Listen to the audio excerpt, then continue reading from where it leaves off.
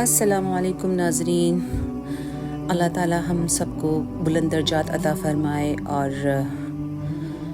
امید کرتی ہوں آپ سب لوگ خیر اور عافیت سے ہوں گے، اور شکر اللہ تعالیٰ کا کہ اس نے ہمیں پھر سے موقع دیا کہ ہم ایک دوسرے سے جڑیں اور اللہ کے کلام کو سن سکیں۔ تو ناظرین، آج میں سورہ الحجرات کی آیت 12 کا ایکسپلین کروں گی۔ اعوذ باللہ من الشیطان الرجیم، بسم اللہ الرحمن الرحیم، رب اشرح لی صدری ویسر لی امری واحلل عقدۃ من لسانی یفقہوا قولی۔ یا ایھا الذین آمنوا اجتنبوا کثیرا من الظن، اے ایمان والو بچو تم بہت زیادہ گمان کرنے سے، ظن کرنے سے۔ ان بعد الظن اسم، کیونکہ بے شک بعض گناہ جو ہے، گمان جو ہے،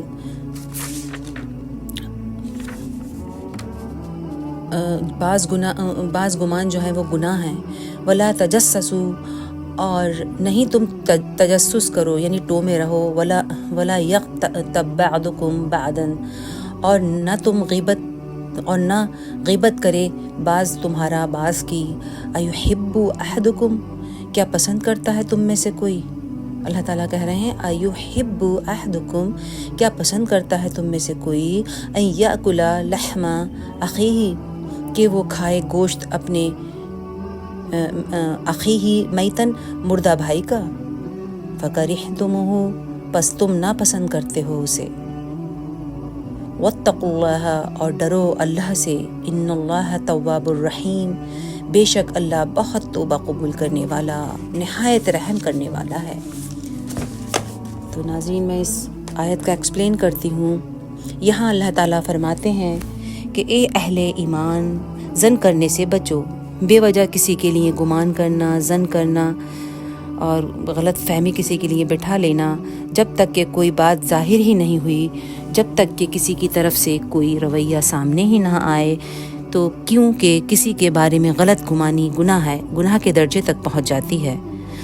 آپ نے اپنے دل میں کسی کے لیے غلط بات بٹھا لی اور وہ اس میں ہے ہی نہیں، اور ہم کو اندازہ بھی نہیں ہوتا کہ یہ ہماری تکلیف کی سب سے بڑی وجہ بن جاتی ہے، جبکہ وہ چیز اس میں ہے ہی نہیں، تو یہ گناہ ہے، اور یہ قلبی طور سے یہ تہمت ہو گئی۔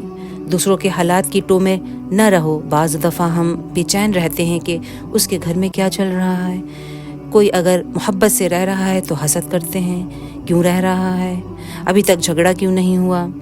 اللہ تعالیٰ فرماتے ہیں مت رہو کسی کی معلومات کرنے میں، تجسس کرنے میں کہ کیا چل رہا ہے۔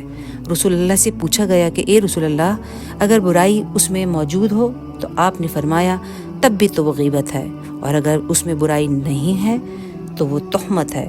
جو شخص انسانوں کے عیب تلاشنے کے لیے پیچھے لگے گا تو اللہ تعالیٰ قیامت کے دن اس کے عیبوں کے پیچھے ہو جائے گا۔ اللہ اکبر۔ اللہ تعالیٰ ہمیں بچاتا رکھے اس گناہ سے، کسی کی غیر موجودگی میں کسی کو برا کہنا، جس کو ہم بیک بائٹنگ کہتے ہیں،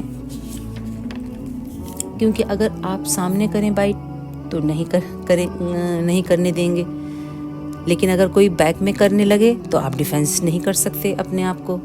کسی کی غیبت کرنا کیسا ہے؟ اس کی عزت کو نقصان پہنچانا، ایسا کرنا کبیرہ گناہوں میں سے ہے، جس کا ہم کو اندازہ بھی نہیں ہوتا۔ تو یہاں پر اللہ تعالیٰ نے بہت اس سے بتایا گیا ہے کہ کیا تم میں سے کوئی پسند کرے گا کہ وہ اپنے مردہ بھائی کا گوشت کھائے؟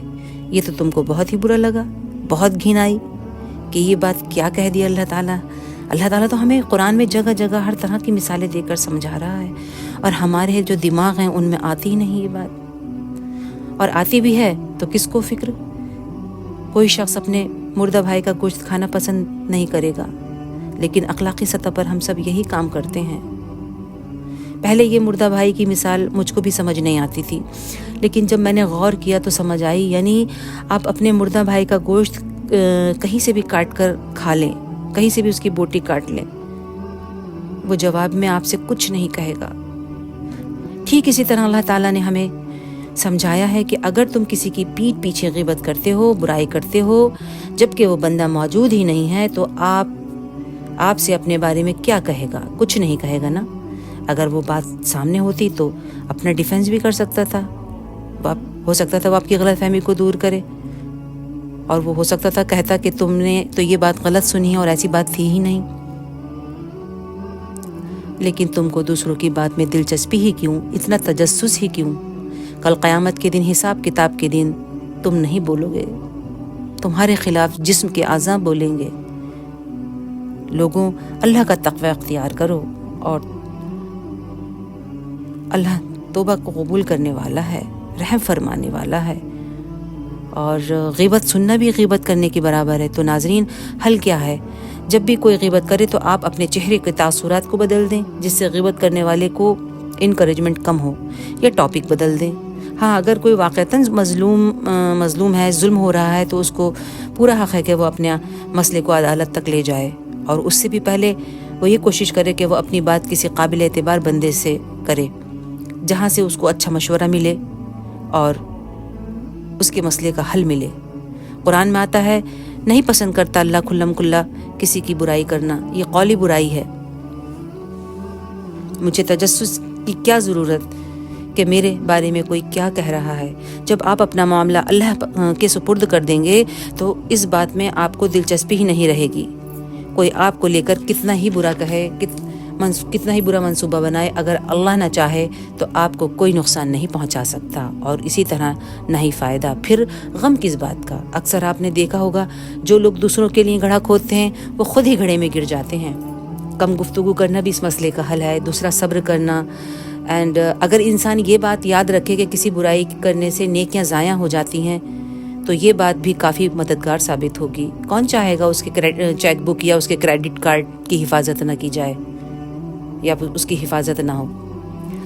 بری بات انسان کی اپنی ہی امیج کو خراب کر دیتی ہے، اس لیے اپنی ذاتی وقار اور امیج کا خیال رکھیں۔ جو انسان بری باتوں اور اپنے غصے کو کنٹرول کرتا ہے تو اللہ اس کو حکمت عطا کرتا ہے، اور اس کو ایسی سمجھ عطا کرتا ہے جو عام حالات میں نہیں آتی۔ بعض وقت ہم یہ سوچ کر غیبت کرتے ہیں کہ اس نے ہمارے ساتھ تو اچھا کیا، ہم نے تو اس کے ساتھ اچھا کیا، اس نے ہمارے ساتھ اچھا ہی نہیں کیا۔ تو آپ یہ سب اللہ پر چھوڑ دیں۔ آپ نے اللہ تعالیٰ کے لیے کیا ہے، اور اللہ تعالیٰ اجر دینے کے لیے کافی ہے۔ اگر کوئی کسی کا مذاق اڑاتا بھی ہے یا کوئی ایسی بات کرتا ہے جو اس کے دل کو ناگوار گزرتی ہے، تو اس صورت میں یہ سوچنا چاہیے کہ یہ میرا کچھ نہیں بگاڑ سکتا، مجھے میرے رب پر پورا بھروسہ ہے۔ کوئی اگر مجھ پر الزام تراشی کرتا ہے تو میرا رب میری حفاظت کرنے والا ہے، وہ مجھ کو عزت دینے والا ہے، میرا کوئی بھی نقصان نہیں کر سکتا اگر میرا رب نہ چاہے۔ اکثر لوگ جمع ہو کر اپنے رہنماؤں اور سیاسی لیڈرز کی برائیاں کرنے لگتے ہیں۔ اس سے انسان کی بد اخلاقی کا مزاج ڈیولپ ہوتا ہے، اور اس سے اسلام کی ایک غلط نمائندگی بھی ہوتی ہے۔ اگر آپ کسی کو اچھی بات یا نصیحت کر نہیں سکتے تو آپ کو کوئی حق نہیں اس بات کا کہ آپ کسی کی پگڑی اچھالیں، اس سے معاملہ حل نہیں ہو سکتا۔ دوسروں کو کرٹیسائز کرنے سے اچھا ہے کہ آپ اپنی کمیوں کو سدھار لیں۔ دوسروں سے رونا نہ روئیں جس کا کوئی حل ہی نہیں۔ سوسائٹی میں یہ بیماری عام ہوتی جا رہی ہے، خواہ مرد ہوں یا عورتیں ہوں۔ یہ سب کرنے سے پہلے آخرت کا بھی تصور نہیں کرتے۔ تو اللہ تعالیٰ ہمیں اس گندگی سے بچاتا رکھے، اور اللہ ہمیں ہمارے گناہوں کو جو پچھلے ہو چکے ہیں، ہم سے جو کوتاہیاں ہو چکی ہیں، اللہ تعالیٰ ان کو معاف کر دے۔ آمین یا رب العالمین۔